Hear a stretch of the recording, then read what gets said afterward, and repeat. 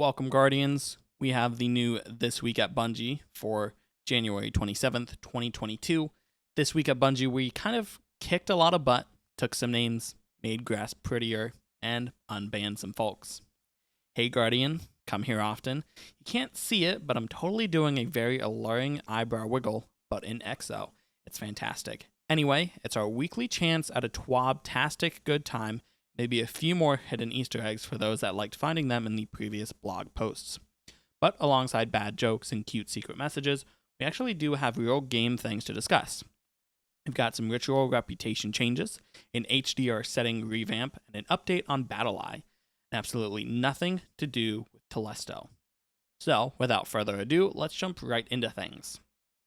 Ritual, Vanguard, and Crucible, oh my. We have more than a few interesting changes on the horizon, including updates for Ritual Reputation, Trials, and those oddly satisfying Nightfalls. When reviewing player feedback, it was clear a few tweaks were necessary, including the evolution of Vanguard Ops. So we put on our big people pants and got to work. Here's where we are right now. From the dev team.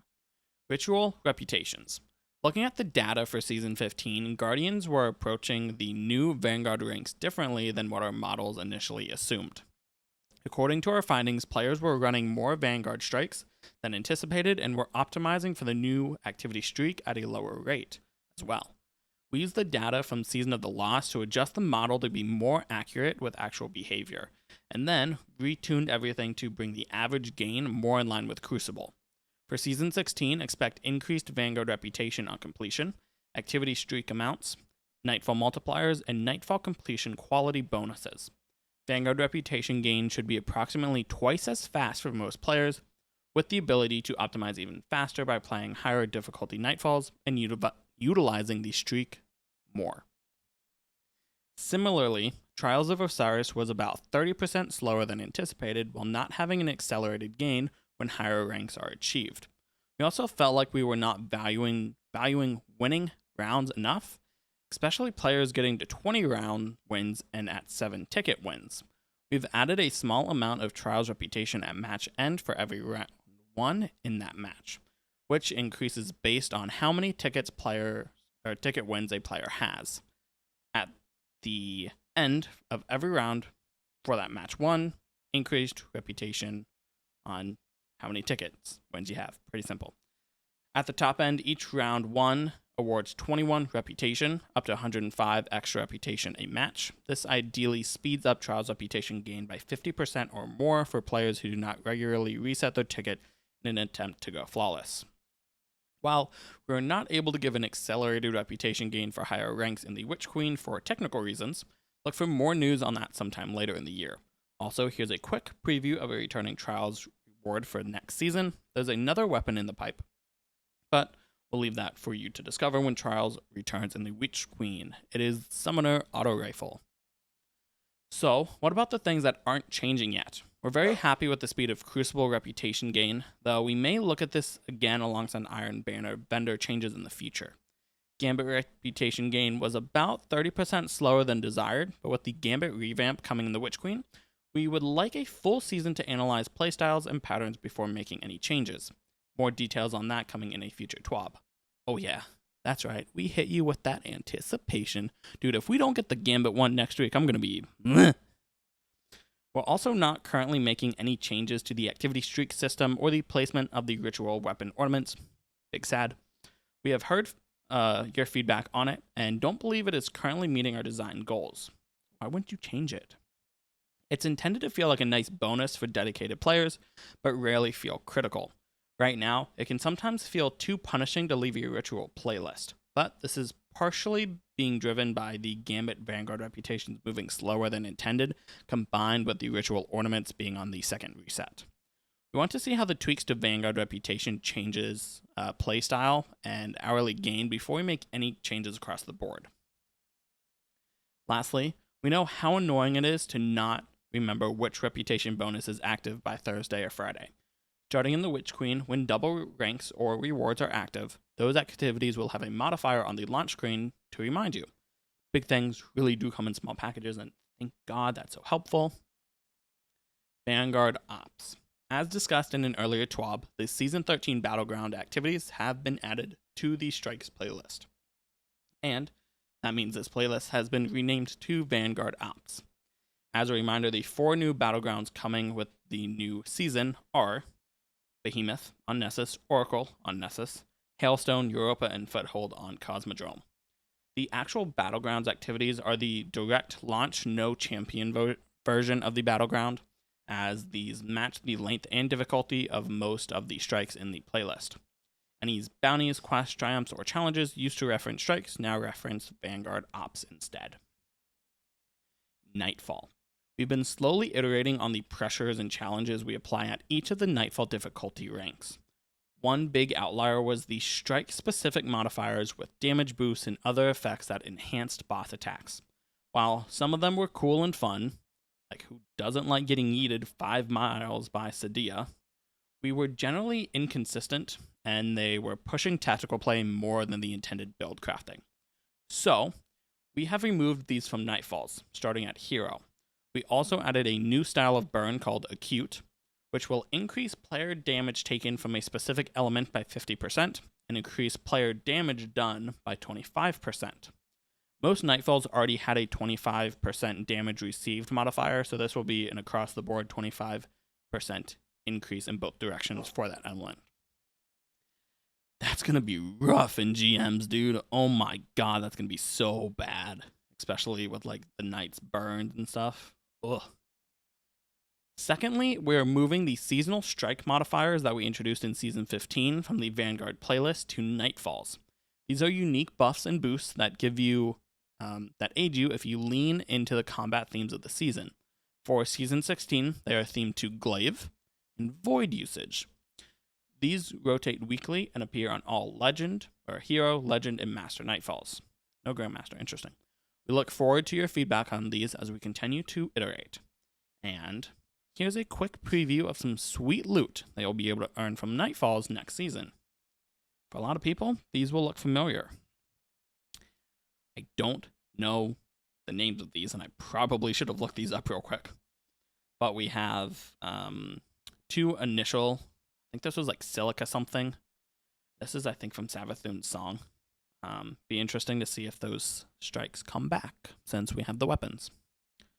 We've also been iterating on how we communicate the shields present in a strike, if match game is on. Like the Legend and Master Lost sectors, all Nightfall activities now have a modifier that lists the shields used. It's pretty helpful. Lost sectors, not feeling this one at all. When we introduced Legend and Master Lost sectors in Beyond Light, we were forced to split the daily Legend and Master Lost sectors locations, since there was no way to select difficulty within the public bubble. Thanks to some fresh technology built for the upcoming Witch Queen campaign, this limitation is now removed. There is now a single daily Lost sector, which has both Legend and Master difficulties available at the same time, selectable at the entrance. Both difficulties give the same exotic reward. I don't mind them, like the same one each day, but allow one to give one style of exotic and one the other. Like, I never really did a master one, but I feel like a lot of people would like that. Be like, oh, I want to get boots. Cool, gonna grind boots. I got the boots I want. Now I'm gonna go grind a helmet. I feel like that just makes more sense. But moving on, Crucible. While we don't have any specific changes to talk about with the Crucible or Iron Banner in this TWAB, we would like to address the longer respawn times we implemented in the 30th anniversary patch, High Max, and then removed a few days ago. I feel like I got shit on more with this. When we originally implemented this change, we were hoping it would spread out the pace of combat and reduce the number of times players spawned in and were immediately killed by the same super that had just wiped them out. Despite the initial intention, feedback was shown that this wasn't the best solution for the issues we were trying to solve. When we looked at the data, we saw some unclear/mixed messages, partially because we implemented the change at the same time as large ability tunings and the start of the Dawning. So, kills per minute were slightly down in the modes with longer respawns, which makes sense. Team score delta went up a little, but we saw the same jump at the High Max at the start of Season 15, and it eventually went away. This is likely a larger player base coming in during a new content drop. Match duration went up slightly in Control and Iron Banner, but not in Clash. Inversely, Mercy rates are down in Control and Iron Banner, but up in Clash, which I find very interesting. The rate at which players quit went up slightly when these changes were introduced, but almost immediately came back down. In Control, 10% more games ended due to time. In Iron Banner, 5% more games ended due to time. But in Freelance Iron Banner, 5% less games ended due to time. Interesting. Oh, yeah, duh, that makes sense because you ran out of time, so you didn't hit score. Wow, I'm stupid. When looking at both feedback and analytics and seeing little definitively positive, it was the obvious choice to revert Crucible respawns back to their original value. HDR needs some love too. Destiny is a beautiful game, and we want our players to enjoy the majesty in all its glory. Our resident magical space wizards, aka the Destiny Doves, have cooked up some amazing new solutions to take the adventure we love and make it even more stunning thanks to the new updates to our high dynamic range HDR implementation. This is going to be a lot of technical talk. Here's what you need to know about the HDR changes launching next week with the next month with the Witch Queen. Windows 10 and up. Windowed HDR is now supported. To use windowed HDR, players must have the in-game HDR option enabled and Windows 10 configured to have Use HDR enabled for this specific display. When playing Destiny in windowed HDR, the game will automatically swap between HDR and SDR if the window moves, to a display without HDR support. All players, SDR or HDR, that use the software OBS on Windows 10 and up with window capture, ensure the capture method is set to Windows Graphics Capture, or capturing will display a black screen. The bitlet setting will continue to work for previous versions of Windows. That's actually really nice that they gave like an update on OBS. Like, that's beautiful. Windows 10 and up, windowed full screen should provide the same or better performance compared to exclusive full screen. Under the hood, Destiny now uses DXGI flip model on Windows 10 and up. Dig it and want to learn more, check out the detailed information which can be found here. I'm not going to link that. Screenshots are now supported when playing in HDR on PC. Screenshots must be taken using the in-game screenshot feature. HDR screenshots will be a tone mapped to SDR and saved as lossless PGN files. There's an in-game screenshot feature? I did not know that, unless that's new.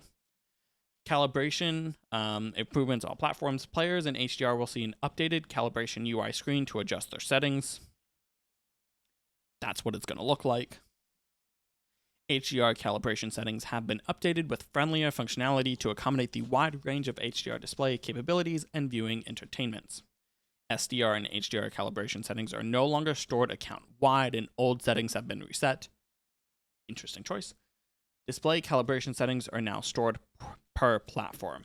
PC, Xbox One, Xbox Series S and X, PS4, PS5, and Stadia. I forget Stadia exists. SDR brightness settings no longer affect the game when playing in HDR. Xbox players going through new account boot flow will no longer be incorrectly shown the SDR calibration screen if HDR is active. Now we need to talk about Bruno. If you hear thumping, it's Max on a bone. The community team continues to grow into an even more awesome bunch of lovable nerds, and we are stoked to add yet another one to our ranks. We heard the LATAM community loud and clear about representation, and we are honored that immediately through our Bungie bounties. Whoops. Now, we're excited to add a new community manager, to our ranks that hails from Spain. So, we need to talk about Bruno. So let's just do that. Bruno. Hi. Wow. I'm Bruno, and I still can't believe I'm joining the Bungie community team as the new community manager for Southern Europe and Latin America. The world is filled with awesome and passionate guardians, and it will be my honor to serve you however you need. I know that there's a lot of players to meet and a lot of places to be. But if us hunters are known for something, I don't like him, he's a hunter, sorry.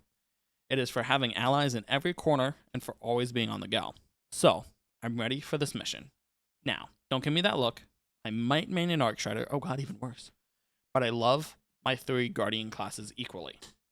I'm always jumping between them and trying new strats while raiding or playing trials with friends. Using weird but effective builds is one of my favorite things to do in the game. Oh, I should have given an example. I can't wait to experience all the incredible things that are coming to Destiny 2 along with you, both as an avid player and as your new community manager. If you're a content creator, a veteran clan leader, or a new light, please feel free to reach me on Twitter. I want to know what your Guardian looks like, what you expect from me as a CM, what you think your local communities need, and of course, I want to hear all of your ideas about how the game we all love can keep getting better. Oh, and memes. Send them my way too. Alright. It's like the banhammer, only not. Security update here. We've been experimenting with anti-cheat measures through the years, and more tinkering is on the way, like always. Because this is all super complicated and very precise, we have our incredible security team here to lay out what's been going on with some player bans and what's next on the docket for BattleEye. Team. Regular reviews of our processes, technology solutions, and community feedback are key elements to Bungie's approach to security for its games. Today, we are taking another step in our ongoing security journey at Bungie. With the launch of Season 15, the Bungie Product Security Organization began utilizing the BattleEye Security Suite. We are pleased to say that the security system has provided us with a monumental leap forward in our ability to monitor attacks that threaten Destiny operations and the player experience. It effectively prevents many actions from those who attempt to harm Bungie's goals of building a community around our games that we can all be proud of. Its success protecting Destiny 2 has allowed us to safely review technologies and practices that were previously deemed too risky to the product and our players. Kind of interesting to know what that is. In December 2021, we began a survey of risky behaviors that we felt were mitigated by BattleEye. Based on the review, we've identified 68 players that were banned in association with the use of Process Hacker since August 2021. Of those, 61 players were identified as having no other indicators they were attempting to attack Destiny 2. These players were unbanned on January 24th. However, this will not be the last time we unban players who were previously banned for security concerns. However, our efforts to review and improve our product security practices and methods means unbans will be the result of disciplined investigation and our ever-evolving understanding of the risks to Bungie, Destiny 1, and Destiny 2, and ultimately to our players. The process will take time. We thank you for your patience as we work to improve our games and your experience with them. Signed, Program Manager, Bungie Product Security. Don't forget to ask how's PSR. This is player support team with Bungie name information. Without further ado, since the Bungie name feature went live, players have been asking when they can change their name.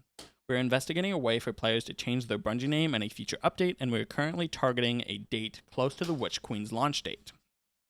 Upon investigation into a player's real name being used for their Bungie name, we have determined that this issue occurs when a player sets up a Steam account with an email containing their name, doesn't change their Steam account name upon activation, so it takes on the email address name, and then doesn't add in a Steam display name. If Steam doesn't have a display name, our Bungie name feature will take Steam's account name to use as the Bungie name instead. Claim rewards before February 22nd. Players should claim the following rewards before the Witch Queen launches on February 22nd, otherwise they will be lost. Bungie rewards, Season Pass items. Wait. So we're not doing old Season Passes again? Interesting. Shaxx Crucible rewards, Drifter Gambit rewards, Zavala Vanguard rewards, Season Vendor rewards, Gunsmith Reputation items, Seasonal Seals, and rewards. Certain seasonal seal/title triumphs and rewards require multiple weeks to fully complete, so players who want to obtain those rewards should begin the process of unlocking them this week. For activities, rewards, quests, and more that are entering the DCV, please click here. We all know that by now. And then it's moving into Movie of the Week. I'm just going to go on with that. That might be interesting to watch. But moving right along, we got some Art of the Week. Very, very beautiful art. As always. That's cute. I want to know that fish thing. But anyways. We are less than a month away from the launch of Witch Queen and showing Miss Savathun who is boss. The excitement is real, and the team cannot wait to hear your thoughts on what's coming in hot. For those that may need a little refresher, feel free to mosey on over to our product page centered around the next expansion to make sure you'll be all caught up and ready to rock. Buckle up, kids. Going on an adventure, stay tuned, and in the meantime, stay fresh and be kind. See you soon. I should go, hippie. I love hippies twabs. They're just so playful. But I didn't really read that while I was at work that well. But season pass items. So previously, we could, after the new season came out, we could still go to the old season pass and pull rewards that we didn't get. So I wonder if that means we won't be able to do that this time. Hopefully they can update that on Twitter. Hopefully. I haven't seen anything yet. But otherwise, until next time, Guardians, stay safe.